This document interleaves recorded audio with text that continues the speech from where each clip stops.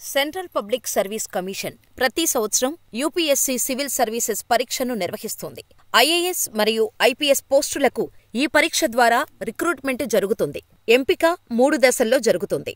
1వ ప్రిలిమ్స్ పరీక్ష, 2వ మెయిన్స్ పరీక్ష మరియు 3వ ఇంటర్వ్యూ. 3 దశల్లో విజయం సాధించిన అభ్యర్థులను సంఖ్యల ఆధారంగా ఐఏఎస్ మరియు ఐపీఎస్ పోస్టులకు ఎంపిక చేస్తారు. ఇదంతా చాలా మందికి తెలిసిన విషయమే అయ్యుండొచ్చు. కానీ దేశంలోనే టాప్ 5 ఐపీఎస్ ఆఫీసర్లు ఎవరు, ఎక్కడ చదువుకున్నారో మాత్రం ఎవ్వరికీ తెలియదు. ఇప్పుడు ఈ వీడియోలో ఈ ఐపీఎస్ అధికారుల గురించి తెలుసుకుందాం. వీడియో చాలా ఇంట్రెస్టింగ్ గా ఉంటుంది. దయచేసి చివరి వరకు చూడండి.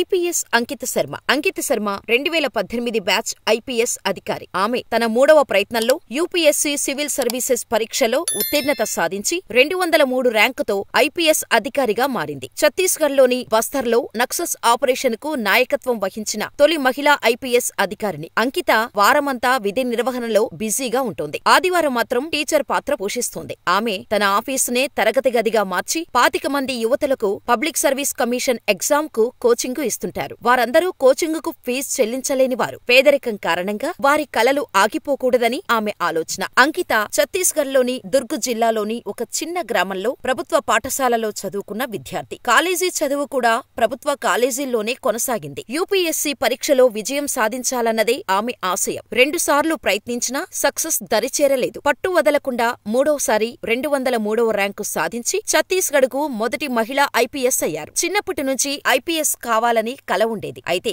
సరైన మార్గనిర్దేశం చేసేవారు ఎవరూ లేక చాలా ఇబ్బందులు పడ్డారు. ఈ స్థితికి చేరుకున్న మార్గాన్ని ఎప్పుడూ మరిచిపోలేను. ఆ మార్గంలో ప్రయాణిస్తున్న కొందరికైనా నేను సాయపడాలనుకున్నాను. అందుకే ఈ కోచింగ్ అని అంకిత ఓ ఇంటర్వ్యూలో తెలిపారు. అంతేకాదు, ఐపీఎస్ పరీక్షలో ఉత్తీర్ణత సాధించిన తర్వాత ఎంపిక విధానంలో తనకు ఎదురైన ఇబ్బందులు మరెవ్వరూ ఎదుర్కోకూడదని నిర్ణయించుకున్నారు.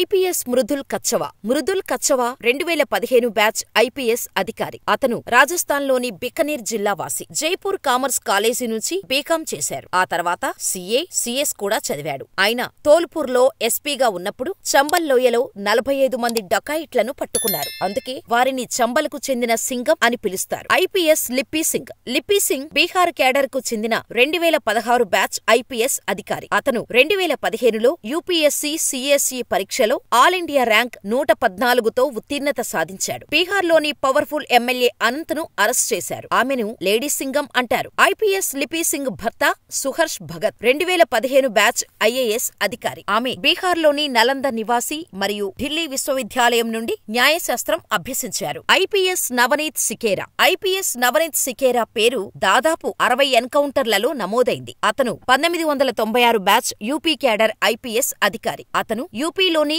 ఎటా జిల్లా నివాసి. అతను ఉత్తరప్రదేశ్లోని ఫిరోజాబాద్లో తన ప్రాథమిక విద్యను అభ్యసించాడు. ఢిల్లీ ఐఐటీలో బీటెక్ చేశారు. బీటెక్ పూర్తి చేసిన తర్వాత యూపీఎస్సీకి ప్రిపేర్ అయ్యాడు.